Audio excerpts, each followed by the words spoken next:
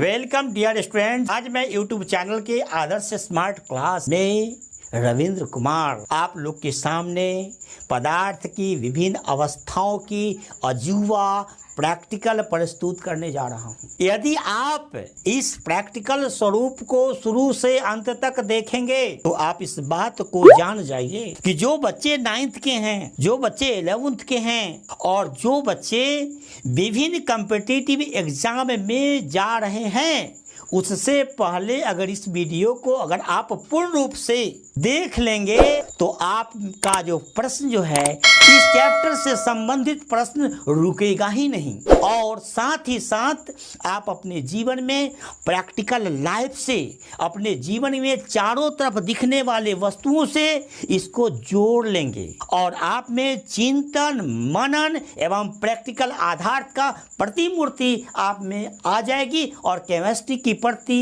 जो मैंने ललक प्रारंभ में बताई थी वह रियल ललक आप में पैदा होना प्रारंभ हो जाएगी। अब मैं इसी के साथ इस वीडियो में यह बताने जा रहा हूं कि पदार्थ की विभिन्न अवस्थाएं का प्रैक्टिकल स्वरूप क्या है। आज मैं आपके सामने सॉलिड, लिक्विड, गैस की इन 3 अवस्थाओं का कंपैरेटिव स्टडी पर आधारित आपको चर्चाएं करने जा रहा हूं, जिसमें आप इस बात को जान जाइए कि सॉलिड का, लिक्विड का और गैस का शेप और volume, density, melting point and boiling point, hard and rigidity, compressibility, flow, expansion and construction, sublimation, diffusion, freezing points of liquid, evaporation, effect of heating and cooling, condensation and pressure of gases पर मैं चर्चा करूंगा। इस video को आप practical रूप में देखेंगे, आप इसको देखते रहिए अंत तक।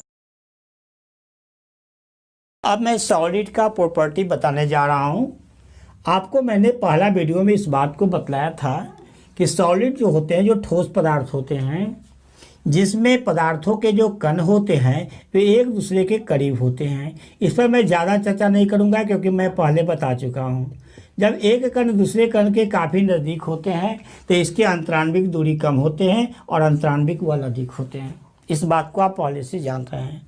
अब इस बात को जान जाइए। यहाँ पर मैं बताना चाहूँगा, प्रैक्टिकल स्वरूप में बताऊँगा कि इसका आयतन और आकार दोनों निश्चित होता है। ठोस पदार्थों के आयतन और आकार काफ़ी निश्चित होता है। बात को जान जाइए कि यह एक ठोस पदार्थ है, एक लकड़ी है, ये वुड है। तो वुड का एक इसकी आकृति है, इसकी एक लंबाई है और इसकी एक चौड़ाई है और इसकी एक मोटाई है। ये एक ठोस पदार्थ है। क्यों ठोस पदार्थ? कण दूसरे कण के काफ़ी नज़दीक है और एक कण दूसरे कण को काफ़ी बल से आकर्षित कर रहा है, इसलिए एक दूसरे से यह अलग नहीं हो रहा है। यह अलग नहीं हो रहा है, हमको काफ़ी घिसने के बावजूद भी यह अलग नहीं हो रहा है क्योंकि इसके अंतराण्विक बल काफ़ी ज़्यादा लग रहे हैं और इसका आयतन और आकार यानी कि लंबाई, चौड़ाई और ऊंचाई इसका जो है फिक्स है। इसको कहीं भी रखेंगे इसके आयतन में किसी भी प्रकार का परिवर्तन नहीं होगा और आकार में भी परिवर्तन नहीं होगा। इसका जो आकार है वह कहीं भी रखेंगे ये अपने आकार में, अपने शेप में, ये अपनी जो जगह छेके उसमें किसी भी प्रकार का परिवर्तन नहीं होगा। यदि मान लीजिए इस किताब पे रखते हैं तो किताब पर तो ये बड़ी अच्छी तरह से बैठ गया क्योंकि इसकी लंबाई, चौड़ाई और मोटाई यह किताब जो है कि इससे ज़्यादा है, इस पर जाकर के यह शेप कर गया, यह बैठ गया। हम कहें कि इसका आयतन और आकार दोनों निश्चित है, हम कैसे साबित करेंगे? आप देख लीजिए, अगर यह अनिश्चित रहता या अपना स्वरूप चेंज कर, अगर इस बोतल में इसको हम रखना चाहें तो इस बोतल में यह नहीं जा रहा है, इस बोतल में नहीं जा रहा है, लेकिन अगर इतना ही पानी रहता तो इस बोतल में जाके हट जाता।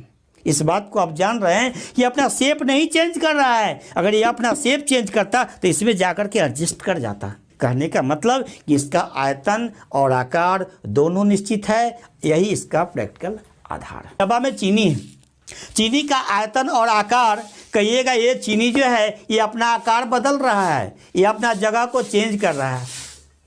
चीनी का एक क्रिस्टल की बात करेंगे, एक क्रिस्टल हमारा ठोस पदार्थ है, एक एक दाना जो हो गया वह ठोस पदार्थ है, क्रिस्टल के फॉर्म में आ गया है। इस चीनी को, दाना को कहीं भी रखेंगे यह अपना आकार और वॉल्यूम को चेंज नहीं करेगा। अगर इससे छोटे जगह में रखना चाहेंगे, इस चीनी के दाना को छोटे जगह में रखना चाहेंगे तो ये अपना एडजस्ट नहीं करेगा। लेकिन इसमें क्रिस्टल की संख्या बहुत सारे क्रिस्टल है, इसलिए ये अपना क्या कर रहे हैं, शेप चेंज कर रहे हैं। आप यह नहीं कहिएगा कि चीनी को अगर दूसरे बोतल में रख देंगे तो यह आकृति चेंज कर रहे हैं। चीनी के क्रिस्टल की संख्या अपनी आकृति चेंज करेगा, न कि चीनी का एक दाना चेंज करेगा। इसका आयतन और आकार निश्चित है। इस बात को आप समझ जाइए और यह आपके सिलेबस में है, आप इसको ज़रा देखने का प्रयास कीजिए। अब आप इस बात को जान जाइए कि मैंने चीनी के दाना क्रिस्टल के रूप में बता दिया, मैंने लकड़ी के बारे में बता दिया। अन्य किसी ठोस पदार्थ पर बात करेंगे तो उसका भी आयतन और आकार किसी भी तरह से परिवर्तित नहीं होता है। अब इस बात को जान जाइए, लिक्विड के बारे में बात करेंगे। लिक्विड बड़ी इंटरेस्टिंग बात है कि मैं इसके कंपैरेटिव बता रहा हूँ कि यहाँ कहेंगे कि इसका शेप तो बदल रहे हैं लेकिन वॉल्यूम नहीं बदलते हैं। आप सुनते हैं केवल, आप केवल रटते हैं, किताब देखते हैं। आज आप देखिए कि इसका वॉल्यूम कैसे निश्चित रहेगा और शेप कैसे जो है कि बदल जाएगा। अब मैं पदार्थ की दूसरी अवस्था लिक्विड के बारे में बताने जा रहा हूँ। आप देख लीजिए, एक गिलास है, छोटा सा गिलास है जिसमें लगभग 100 ग्राम पानी अटता है। आप देखिए कि इसका वॉल्यूम आप जानते हैं, यह एक बेलनाकार बर्तन है, यह एक बेलनाकार बर्तन है। आप देख रहे हैं कि इसका वॉल्यूम जो है 100 ml कहिए इसको, इसका वॉल्यूम 100 ml है। अब आप इसको देखिए कि यह सिलेंडर के आकार का बर्तन है, सिलेंडराकार बर्तन, यह आपको स्पष्ट रूप से दिखाई दे रहा है। और आपके सामने एक देख रहे हैं कि एक कप देख रहे हैं, एक कप लगभग राउंड शेप में है, बीच में राउंड शेप है। आप यह सिलेंडर के आकार का नहीं है, इसका आकार और इसका आकार अलग अलग है, आपको स्पष्ट रूप से दिखाई दे रहा है। अब आप इसमें देख रहे हैं कि 100 ml पानी है। इस पानी को क्या कर रहे हैं कि हम इस कप में डाल रहे हैं, इस कप में डाल रहे हैं। इस कप में डालने के बाद फिर यह कप क्या हो गया, भर गया। आप देख रहे हैं इसका आकार जो है सिलेंडर के आकार का है और इसका आकार जो है कि राउंड शेप में है, लेकिन इसमें का पानी इसमें अट गया, माने इसका पूरा का पूरा पानी इसमें जाकर के एडजस्ट हो गया। कहने का मतलब कि इसका वॉल्यूम व्यवस्थित है, जितना वॉल्यूम है या इसमें भी गया तो वॉल्यूम उतना ही है, वॉल्यूम में किसी भी प्रकार का परिवर्तन नहीं हुआ।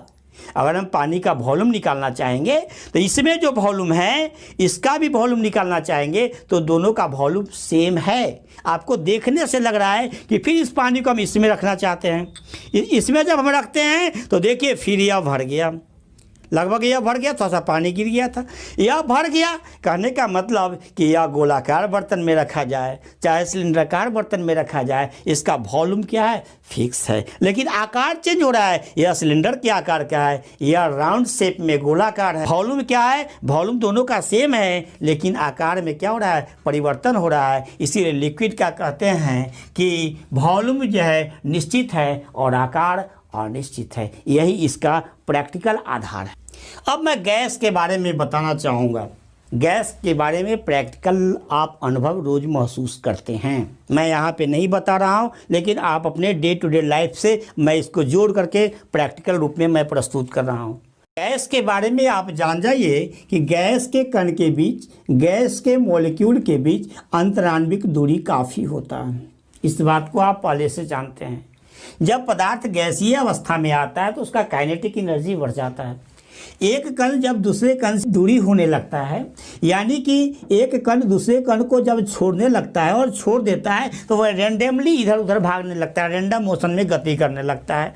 जब रैंडम मोशन में जब वो गति करने लगता है दैट मीन्स उसका काइनेटिक एनर्जी बढ़ जाता है, और जब वो काइनेटिक एनर्जी बढ़ जाता है तो ये अपने शेप को छोड़ देता है। स्वाभाविक रूप से जब काइनेटिक एनर्जी बढ़ जाएगा, जब हम इधर उधर भटकना शुरू कर देंगे, जब इधर उधर कण घूमना चालू कर देगा तो अपने निश्चित शेप को छोड़ देगा। जब निश्चित शेप को छोड़ देगा तो इसका आकार परिवर्तित हो जाएगा। इस बात को आप समझ रहे हैं।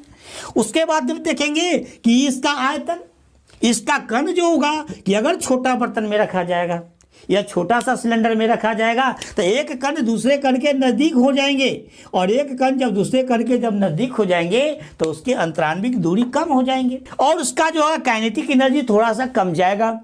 जब वो खुले हुए अवस्था में रहेगा तो काइनेटिक एनर्जी ज़्यादा रहेगा, जब छोटा सा बर्तन में रख देंगे तो उसका काइनेटिक एनर्जी कम जाएगा। लेकिन वह छोटा सा बर्तन में भी अट जाएगा, इसका मतलब हुआ एक कण दूसरे कण के करीब काफ़ी नज़दीक आ जाएंगे। और अगर थोड़ा सा बड़ा बर्तन में रखेंगे तो एक कण दूसरे कण के थोड़ा सा दूर दूर चले जाएंगे। आप इसको एग्जाम्पल के तौर पर समझ सकते हैं। 1 kg गैस है आपके पास, 1 kg गैस को 1 लीटर के सिलेंडर में भी आप डाल सकते हैं और उसको 100 लीटर के सिलेंडर में भी आप डाल सकते हैं। और आप 1 लीटर से कम 900 ग्राम के सिलेंडर में भी आप उसको क्या कर सकते हैं, डाल सकते हैं। कहने का मतलब उसका वॉल्यूम चेंज होता चला जाता है, वॉल्यूम परिवर्तित हो रहा है। वह 100 लीटर में भी हट रहा है, वह 15 लीटर में भी हट रहा है, वह जो है कि 1 लीटर में भी व्यवस्थित हो रहा है, फिर 900 ग्राम के सिलेंडर में भी व्यवस्थित हो रहा है। इस प्रकार से उसका आयतन क्या हो रहा है, चेंज हो रहा है, उसका आकार भी चेंज हो रहा है। आप देख रहे हैं कि बड़े सिलेंडर में डालते हैं तो बड़े सिलेंडर के आकार का हो जाता है, वह जो है कि गोलाकार सिलेंडर में डालते हैं तो गोलाकार सिलेंडर के आकार को प्राप्त कर लेता है। इस प्रकार से आप कह सकते हैं कि गैस का आयतन और आकार दोनों अनिश्चित होता है। यह आपके सिलेबस में है, आप इसको बहुत बारीकी से समझ लीजिए।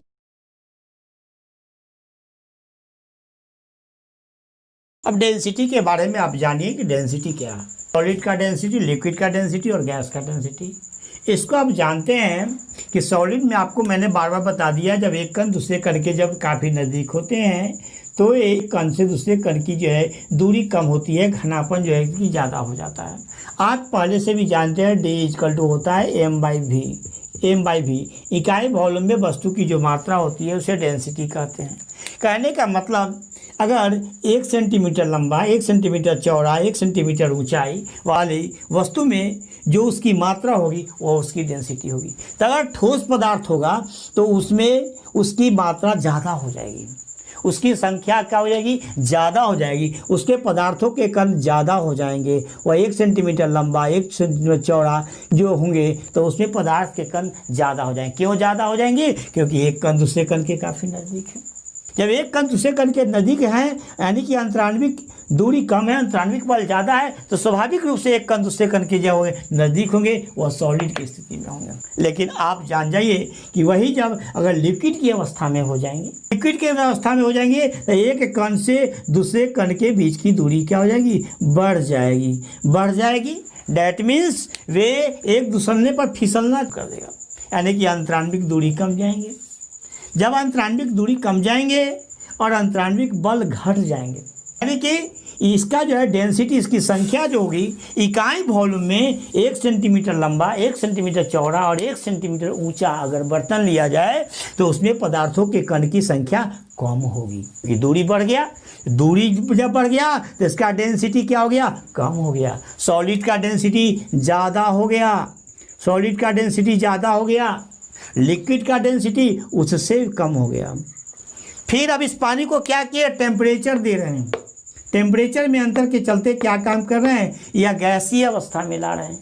जब इस गैसीय अवस्था में लाते हैं तो पदार्थों के कण और दूर दूर चले जाते हैं। कहने का मतलब इकाई वॉल्यूम में 1 सेंटीमीटर लंबा, 1 सेंटीमीटर चौड़ा और 1 सेंटीमीटर ऊंचा बर्तन होगा, उसमें पदार्थ के कण और कम हटेंगे, पदार्थ के कण और कम होंगे। जब पदार्थ के कण होंगे तो यह हो जाएगी सॉलिड की स्थिति, यह हो जाएगी लिक्विड की स्थिति और यह हो जाएगी गैस की स्थिति। कहने का मतलब होगा सॉलिड का डेंसिटी सबसे ज़्यादा होता है, लिक्विड का डेंसिटी उससे कम होता है और गैस का डेंसिटी सबसे कम होता है। यह इसका प्रैक्टिकल आधार यही है।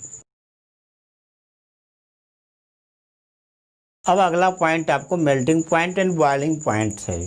इसके बारे में पहले के वीडियो में बताया जा चुका है कि मेल्टिंग पॉइंट पदार्थ की एक वैसी स्थिति है जिस तापमान पर वस्तु जो है पिघलना प्रारंभ कर देता है। पदार्थ पिघलना प्रारंभ कर देता है, जिस निश्चित तापमान पर पदार्थ पिघलना प्रारंभ कर देता है उसे मेल्टिंग पॉइंट कहते हैं, और जिस तापमान पर पदार्थ खौलना प्रारंभ कर देता है उसे बॉइलिंग पॉइंट कहते हैं। इसे सामान्य तौर पर हम जानते हैं। इस बात को जानिए कि सॉलिड का, लिक्विड का और गैस का मेल्टिंग पॉइंट और बॉइलिंग पॉइंट अलग अलग होता है। आप देखेंगे कि जनरली सॉलिड का मेल्टिंग पॉइंट और बॉइलिंग पॉइंट काफ़ी उच्च होता है। क्यों उच्च होता है इसके बारे में समझ लीजिए कि आप जानते हैं कि सॉलिड में पदार्थों के कण एक दूसरे के पास होते हैं, जब एक दूसरे के पास होते हैं तो इंटरमोलिकुलर स्पेस कम होता है, इंटर अट्रैक्शन फोर्स अत्यधिक होता है। अट्रैक्शन फोर्स अधिक होने के कारण इसमें जो एनर्जी लगता है, इसमें जो ऊर्जा लगता है, जब इसको हम हीटिंग करते हैं, जब इसको हम ऊर्जा देते हैं, ठोस पदार्थों में जब हम ऊर्जा देते हैं तो इसको अत्यधिक ऊर्जा की आवश्यकता होती है। और जब अत्यधिक ऊर्जा की आवश्यकता होती है, क्योंकि इसके कण को दूर करने के लिए, इसके कण को एक दूसरे से अलग करने के लिए, दूरी पैदा करने के लिए इसको अत्यधिक ऊर्जा की आवश्यकता ये जो अत्यधिक ऊर्जा की आवश्यकता होती है, इसलिए इसका बॉइलिंग पॉइंट उच्च होता है। और आप जानते हैं कि सॉलिड पदार्थों का मेल्टिंग पॉइंट और बॉइलिंग पॉइंट दोनों उच्च होता है। जैसे आप जान जाइए कि आयरन के बारे में देखिए, आयरन लोहा का देखिएगा, अगर लोहा का मेल्टिंग पॉइंट और बॉइलिंग पॉइंट अगर आप देखना चाहिएगा तो मेल्टिंग पॉइंट हो जाता है 1538 डिग्री सेल्सियस। लोहा का मेल्टिंग पॉइंट 1538 डिग्री सेल्सियस और इसी का बॉइलिंग पॉइंट हो जाता है 2862 डिग्री सेल्सियस। यह इसका ठोस पदार्थों का मेल्टिंग पॉइंट और बॉइलिंग पॉइंट हुआ। अब हम चलेंगे लिक्विड पर। लिक्विड के बारे में देखेंगे क्या चीज़ कि लिक्विड जो पदार्थ होते हैं उसका मेल्टिंग पॉइंट और बॉइलिंग पॉइंट्स कम होते हैं। आप बता दिए कि वह तापमान पर, जिस तापमान पर वह वस्तु पिघलना प्रारंभ कर देता है उसको मेल्टिंग पॉइंट कहते हैं, और जिस तापमान पर वह खौलना प्रारंभ कर देता है उसे बॉइलिंग पॉइंट कहते हैं। अब आप देखेंगे कि लिक्विड, जैसे वाटर के बारे में देखिए, आप वाटर के बारे में पहले से बहुत अच्छी तरह से जान रहे हैं कि वाटर को जब हम गर्म करते हैं तो गर्म करने में क्या होता है, देखते हैं कि वो खौलना प्रारंभ करता है। कब खौलना प्रारंभ होता है? जब पानी का टेम्परेचर 100 डिग्री सेल्सियस हो जाता है तब यह पानी खौलना प्रारंभ कर देता है। और फिर यही पानी का जब ठोस अवस्था में रहता है, बर्फ की अवस्था में रहता है, तो जब 0 डिग्री सेल्सियस हो जाता है तो यह क्या कम करता है, पिघलना प्रारंभ कर देता है। इसलिए लिक्विड का जो है कि मेल्टिंग पॉइंट और बॉइलिंग पॉइंट जो होता है वह आपको सॉलिड की बनस्पत कम होता है, अर्थात मेल्टिंग पॉइंट रूम टेम्परेचर से कम होता है और बॉइलिंग पॉइंट रूम टेम्परेचर से ज़्यादा हो जाता है। आप जानते हैं कि रूम टेम्परेचर 25 डिग्री होता है। अब गैस के बारे में देखेंगे। गैस जो होते हैं, गैस जैसे कि मान लीजिए ऑक्सीजन एक गैस है, ऑक्सीजन एक गैस है, इसका भी एक मेल्टिंग एंड बॉइलिंग पॉइंट होता है। ऑक्सीजन का मेल्टिंग पॉइंट और बॉइलिंग पॉइंट काफ़ी कम होता है। आप जान जाइए कि ऑक्सीजन जो होते हैं, ऑक्सीजन एक गैस है, क्योंकि गैस में जो होते हैं एक कण दूसरे कण के दूर होते हैं, उसके अंतराण्विक दूरी क्या होता है, अंतराण्विक दूरी ज़्यादा होता है, और इसके कारण से इसके बीच की ऊर्जा जो है कि काफ़ी कम लगता है, वेपोरेट करना शुरू कर देता है और यह खौलना प्रारंभ कर देता है। इस प्रकार से गैस का मेल्टिंग पॉइंट और बॉइलिंग पॉइंट काफ़ी कम होता है। अब आप देखिए कि गैस के बारे में सोचेंगे कि गैस के बारे में अगर देखा जाता है, अगर ऑक्सीजन गैस पर हम विचार करेंगे, O2 पर चर्चा करेंगे, तो आप देखेंगे कि O2 गैस का मेल्टिंग पॉइंट -218 डिग्री सेल्सियस होता है और इसका बॉइलिंग पॉइंट -183 डिग्री सेल्सियस होता है। यही इसका प्रैक्टिकल आधार है, इसे आप महसूस कर सकते हैं अपने। ठीक, नेक्स्ट बिंदु।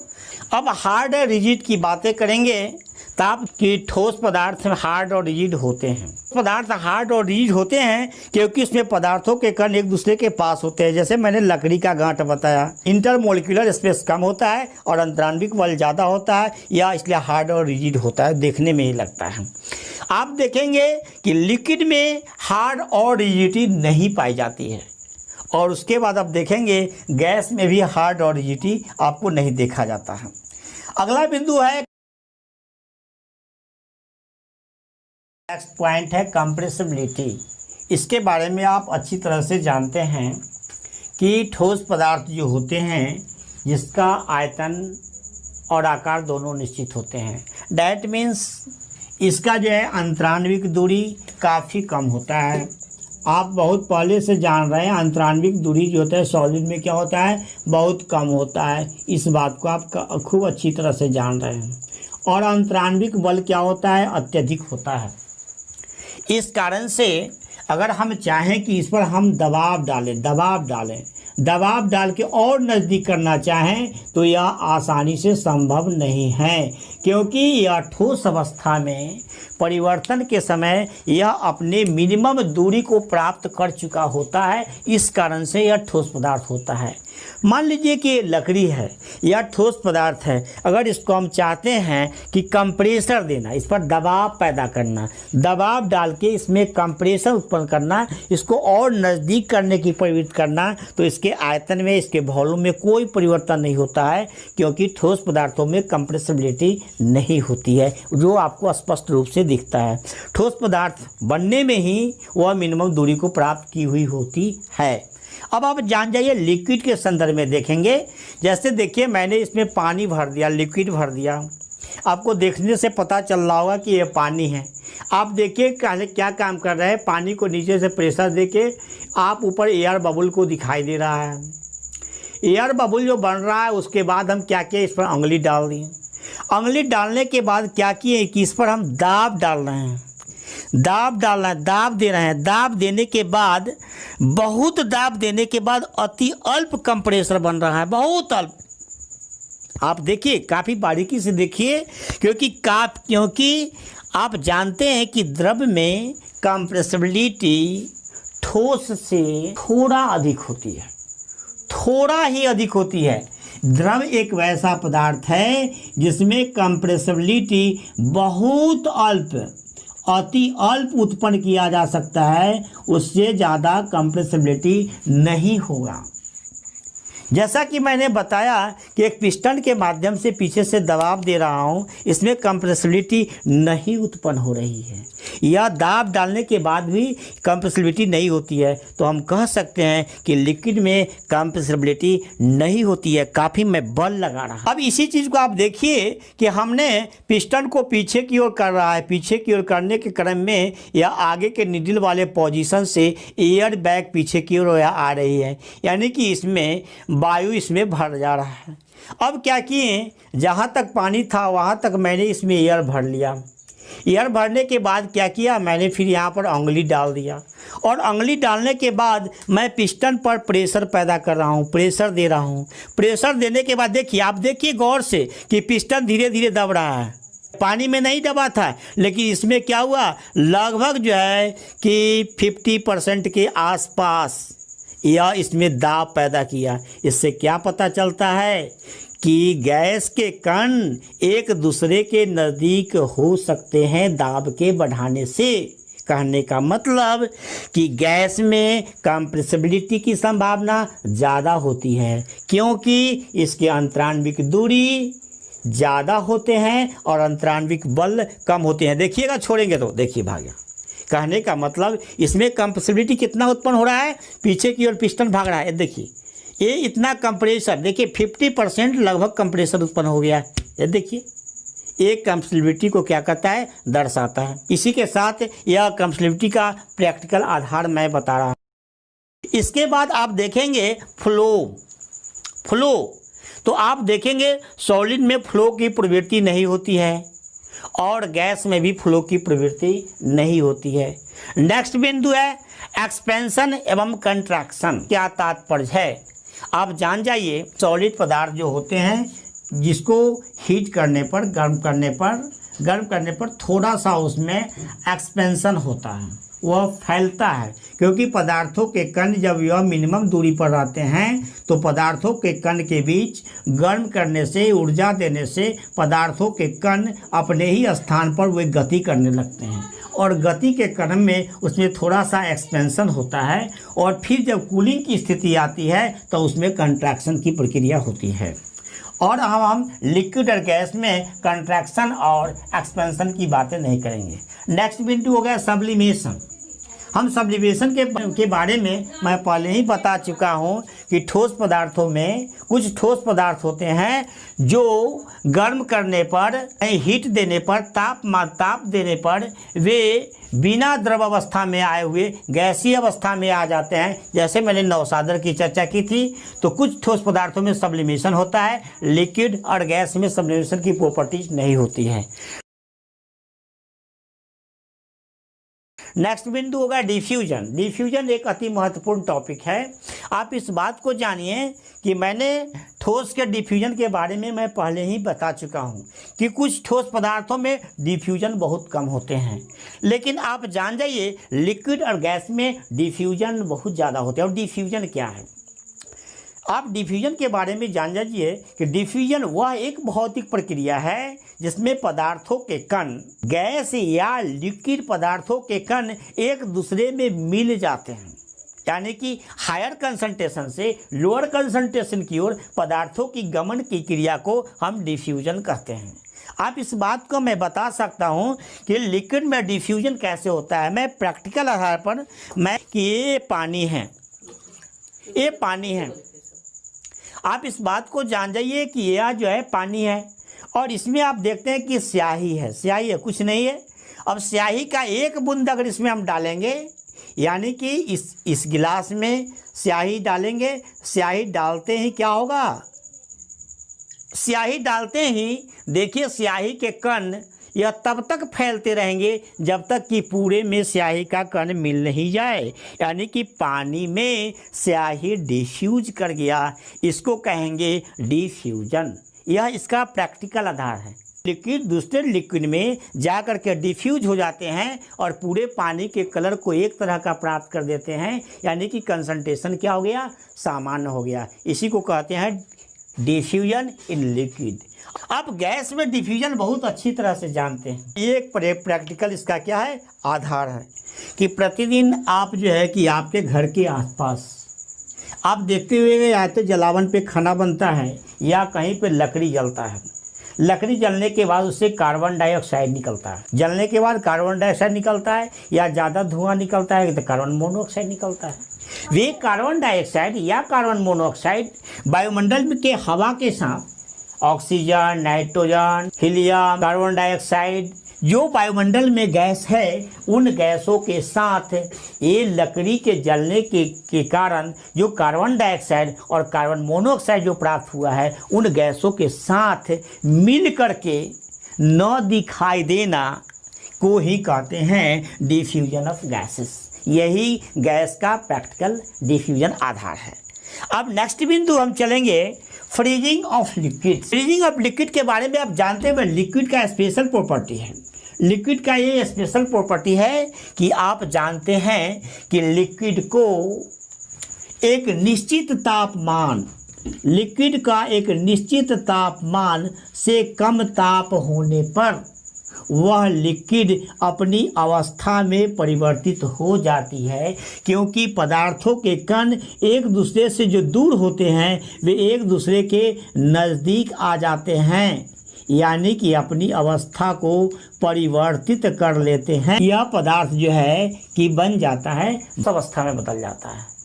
थोड़ा सा मैं जल के क्षेत्र में देखना चाहूँगा कि जल के बारे में आप जान जाइए। जैसे मान लीजिए कि 10 degree Celsius, 9 degree Celsius, 8 degree Celsius, 7 degree 6, 5 और 4 डिग्री सेल्सियस पर जल का डेंसिटी सबसे ज़्यादा होता है। इस बात को आप जान जाइए, यह अति महत्वपूर्ण बिंदु है।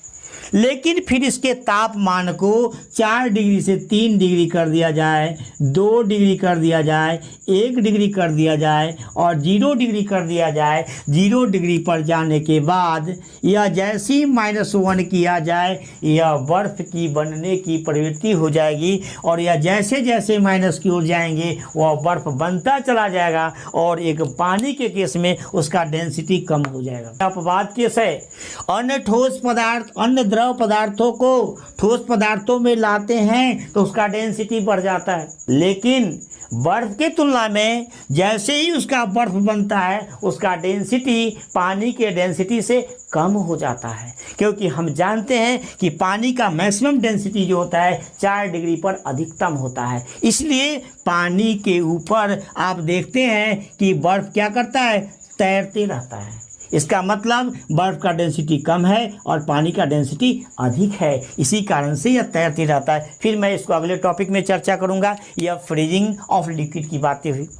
अब नेक्स्ट बिंदु होगा इवेपोरेशन। इवेपोरेशन एक वैसी प्रक्रिया है, यह लिक्विड का एक स्पेशल प्रॉपर्टी है जिसके बारे में आप जान जाइए कि यह रूम टेम्परेचर या उसके बॉइलिंग पॉइंट के नीचे के तापमान पर पानी के कण के बीच का जो अंतराण्विक दूरी है टेम्परेचर के कारण बढ़ जाता है और अंतराण्विक बल कम जाता है। इसके कारण से बर्तन में रखा हुआ पानी या वाष्पित होकर के वायुमंडल में उड़ जाता है। इस क्रिया को इवेपोरेशन कहते हैं। अब इस बात को आप जान जाइए, इवेपोरेशन का एक केसेस है, जैसे अगर बर्तन की एरिया को बढ़ा दिया जाए तो इवेपोरेशन की स्थितियाँ बढ़ जाती हैं। अगर उसका सरफेस एरिया अगर बढ़ा दिया जाए तो इवेपोरेशन बढ़ जाती है। अगर वायुमंडल तेज बढ़ती है वाष्पीकरण की क्रिया तेज हो जाती है। अगर वायुमंडल का तापमान बढ़ जाता है तो वाष्पीकरण की क्रिया तेजी होती है। फिर मैं इसको अगले टॉपिक में अच्छा से समझाऊंगा। फिर मैं अब आगे चल रहा हूँ। Effect of heating and cooling या गैस का स्पेशल प्रॉपर्टी है, आप जान जाइए। ये पदार्थ को आप जानते हैं कि हीट किया जाए, गैसीय पदार्थ को टेम्परेचर दिया जाए तो उसके कण एक दूसरे से और दूर जाना प्रारंभ कर देंगे। जैसे मान लीजिए कि पदार्थों के कण है या पहले से गैसीय पदार्थ या है, मान लीजिए कि इसमें अगर हम हीट देते हैं, टेम्परेचर दे रहे हैं, इसका तापमान बढ़ेगा तो तापमान बढ़ने के बाद क्या हो जाता है, इसका कण जो है कि दूर दूर चला जाता है और यह क्या काम करता है, इतना ही कण ज़्यादा जगह को छीन लेता है। मतलब हीट के इफेक्ट से इसका वॉल्यूम क्या हो जाता है, बढ़ जाता है। इसका एक स्पेशल इफेक्ट है। एंड कूलिंग, जब इसको हम फिर कूल करते हैं या गैस बन चुका है या गैस का हीटिंग इफेक्ट है, इसके बाद जब हम कूलिंग करते हैं, इसको ठंडा करते हैं, अगर इसको टेम्परेचर को डाउन करके ठंडा करते हैं तो पदार्थों के कण एक दूसरे के नज़दीक आने लगते हैं और यह कूलिंग होने लगते हैं, यानी कि इसका वॉल्यूम क्या हो जाता है, कम जाता है। यह गैस का स्पेशल प्रॉपर्टी है। अब मैं नेक्स्ट बहुत स्पेशल मैं बताने जा रहा हूँ प्रेशर ऑफ गैसेज। आप देखिए कि गैस का दबाव उत्पन्न होता है, गैस दबाव उत्पन्न करता है। आप देखिए कि गैस कैसे दबाव उत्पन्न करता है, आपके सामने स्पष्ट दिखेगा। मैं प्रैक्टिकल आधार प्रस्तुत करने जा रहा हूँ कि जैसे मान लीजिए मेरे पास एक इंस्ट्रूमेंट्स है, मैंने इसको स्वतः बनाया है, अपने घर पे बनाया है। इसको आप बारीकी से देखेंगे कि कुछ नहीं आया, एक बोतल है, इस बोतल है और यहाँ पर एक पंप है। एक पंप है जो क्या काम करता है कि इसमें लगा हुआ है। आप देखेंगे कि इसको जैसे मैं दाब रहा हूँ तो दाबने के बाद ये आराम से पिचक रहा है। इसको अगर खोल देता हूँ, देख लीजिए, तो और आसानी से पिचक रहा है। देखने में बुझा रहा है पिचक रहा है, यह क्लियर पिचक रहा है। अब क्या काम किए कि अब इसको हम पंप लगा दिए और पंप लगाने के बाद देखिए कितना इंटरेस्टिंग टॉपिक है, आपको कितना विषय इंटरेस्टेड हो जाएगा कि आप देखिए कि मैं इसमें पंप दे रहा हूँ। पंप से क्या कर रहा हूँ, गैस भर रहा हूँ, माने वायुमंडल का हवा मैं क्या कर रहा हूँ, बोतल में डाल रहा हूँ। देखिए गैस भर रहा है, काफ़ी प्रेशर लग रहा है, प्रेशर बढ़ते जा रहा है। देखिए कितना इसमें दाब बढ़ गया, बोतल फैलते जा रहा है। अब देखिए, अब बोतल को मैं दाब रहा हूँ, काफ़ी दाब रहा हूँ, काफ़ी। देखिए मैं पूरे शरीर का शक्ति लगा दिया, उसके बावजूद भी आप देखिए इसके अंदर का जो गैस है वह हमारे हाथ पर दबाव डाल रहा है और इसका जो है काफ़ी बोतल को क्या किया, हार्ड कर दिया। देखिए मैं लकड़ी से करता हूँ तो अभी अंदर नहीं जाता है। इसका मतलब है कि गैस क्या करता है, दबाव डालता है। यह गैस की ऐसी प्रॉपर्टी है, गैस में काफ़ी दबाव उत्पन्न होता है। और आप जानते हैं कि गैस के ही कारण हीट स्टीम इंजन गाड़ी जो है चलती है, या स्टीम से जितने भी काम हो रहे हैं वो गैस पर हो रहे हैं। इसका मतलब जो है गैस जो है काफ़ी दबाव उत्पन्न करती है। आप देखेंगे रियल में इसमें गैस है कि नहीं, आपको एक साउंड भी मिलेगा। देखिए पता चल रहा है कि गैस दबाव उत्पन्न करती है। आई होप यू, मैं आपसे उम्मीद करता हूं कि वीडियो पसंद आया होगा। अगर आप इसे सीखे होंगे तो आप अपने साथियों के बीच शेयर करेंगे अगर बहुत अच्छा लगा हो तो लाइक करेंगे। हमारे नए स्टूडेंट्स हैं या हमसे जुड़ना चाह रहे हैं तो आप आदर्श स्मार्ट क्लास जो है इसको सब्सक्राइब करना नहीं भूलेंगे, ताकि हमारा हिम्मत, हमारा साहस और हम आपके लिए इसीलिए काम करते हैं कि मुझे लाइक चाहिए, मुझे सब्सक्राइब चाहिए। और इसी के साथ मैं इस टॉपिक को अंत कर रहा हूँ। मैं फिर आपको अगले टॉपिक में मुलाकात करूँगा। धन्यवाद।